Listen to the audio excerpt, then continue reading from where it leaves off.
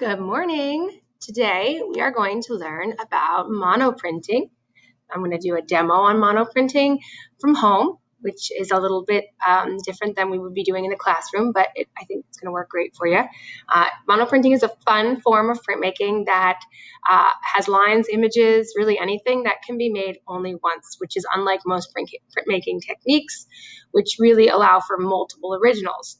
But in monoprinting, there's just one and done, which is part of the magic, but there are many different techniques that we can use, and really sky's the limit in terms of experimentation. So you're really meant to have fun and explore and trial and error and see what happens.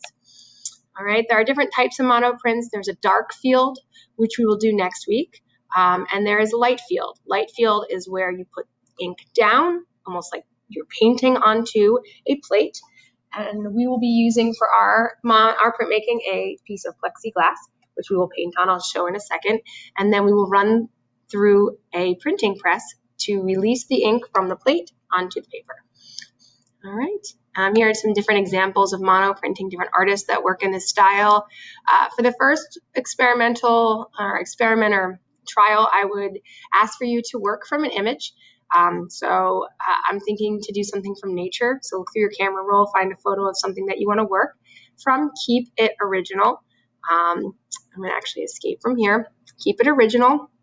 So I am going to actually be working, I said keep it original, but I love the Blue Ridge Mountains. I actually do have photos of this, but I don't have my phone with me today. So I'm just going to pull this image up as what I'm using as my reference of just a nice vast mountain scene. That's going to be my reference. Okay. And hold on, I've lost you guys. All right, so we're back here. We are going to do a quick demonstration on how to monoprint. So today I have some supplies here. I've got my printmaking plexiglass, which you guys have at home. I sent home with you.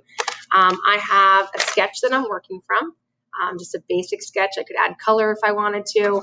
And if you notice, if the sketch is the same size as the paper, I could almost use it like a tracer and a guide, which is nice. So that's up to you. You don't need to work like that, but it's a nice technique. All right.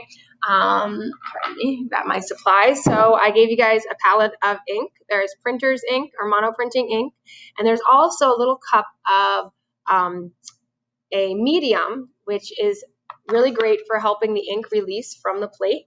And you just are going to take your foam brush and you're just going to do a very thin layer. A little bit will go a long way. You don't need much at all. This is just going to help the ink release from the plate when you print.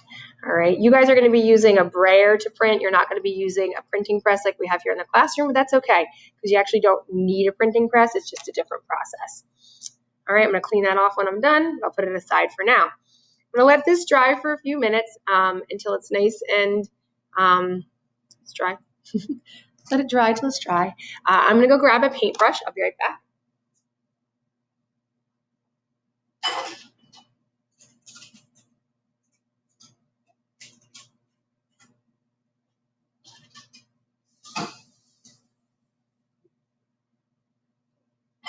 Gathering my supplies. I probably should have had them ready. But I'm going to get myself a paintbrush, some water, really kind of some other tools. I'm going to use a Q-tip. I have different kinds of brushes. I've got a stiff brush, which I think is good for creating texture, and I've got a soft brush, which I think will work well.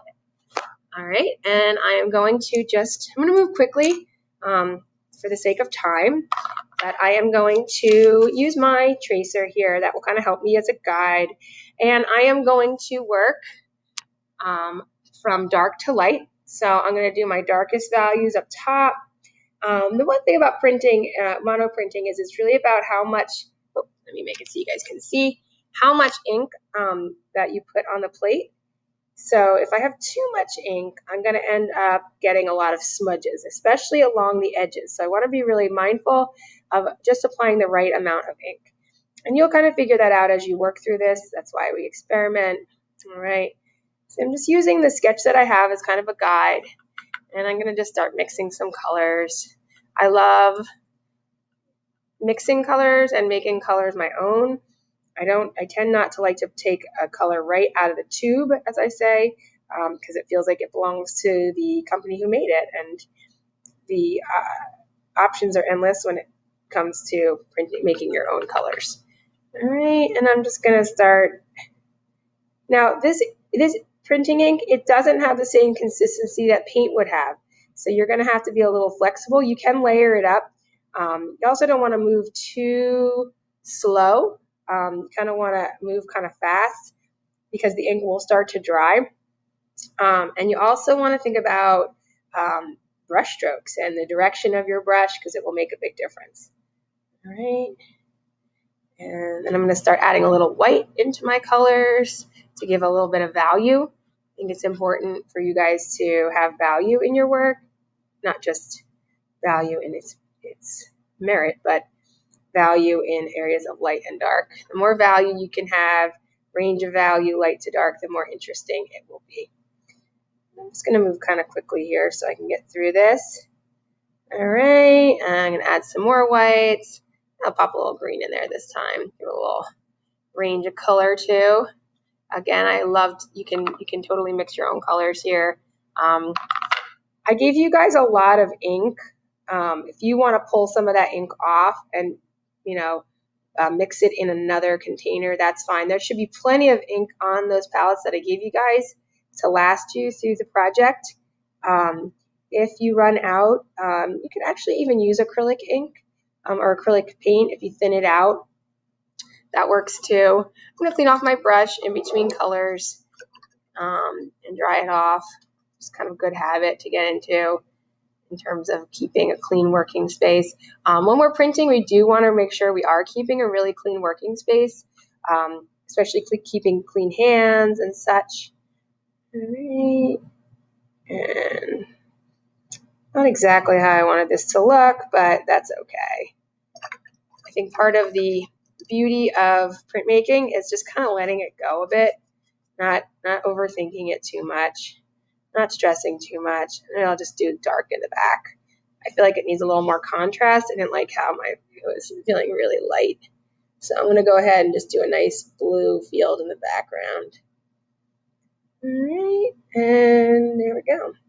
Now, some things I could do if I wanted to is add a little bit more texture with some other tools. So I could come in with maybe a Q-tip. And I'm just going to pull out the illusion maybe of some clouds. And I'm just kind of working that in. I could use a paper towel and roll it up and use that to kind of pull away some of the ink. All right, it's really about experimenting and seeing how different techniques work, and if that's kind of what you were looking for, and if not, try something new. And I'm just going to kind of pull those away. I kind of like the way the paper towel looked, actually, now that this is kind of a combination, what I'm doing now, of dark and light field, which light field will pull all away, but for now. And then I'm just going to come in with this brush, and I'm just going to give the ink a little bit of texture and just kind of brush it a little bit. So it has this kind of interesting texture to it because I didn't really like the globbiness of my brush strokes. So I'm just going to add a little texture. Now my ink is starting to get a little dry. This is definitely not exactly what I thought it was going to look like, but that's okay. I think letting it just kind of go and letting it evolve is also part of the process. I'll do a little bit of in the sky too. Get a little consistency. Okay, that looks good. All right, I'm happy with my plate. It looks good. All right, we'll see how it prints. It's not perfect, but that's okay. For a demo, it works. It's time to now print. Now, it's really important, like I said, to keep clean hands and keep a clean station. So I should have my hands washed. I gave you guys paper. Pardon me. So you have some paper, printing paper. All right, you're going to take, this is an Arches BFK. It's very expensive, so treat it with love. I am going to put it into a tub of water. All right, any kind of tub of water. You could even just rinse it under the sink at home. I just have a tub of water here, and I'm just going to push it down and let it get soaked. There's lots of fibers in this paper. It's a nice cotton-based paper. And I'm going to let it soak. I'm going to go wash my hands real quick.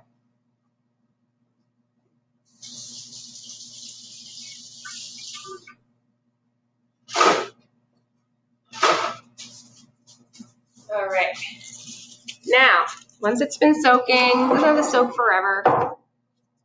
You're going to get yourself, this is just a piece of felt. You could use a blanket. You just want to find something that doesn't have too much lint that's going to come off of it. A paper towel would work. A nice kitchen towel would work nicely.